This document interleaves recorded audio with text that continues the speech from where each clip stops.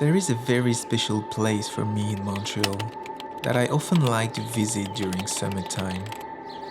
It's an old and abandoned structure that feeds my taste for adventure and exploration.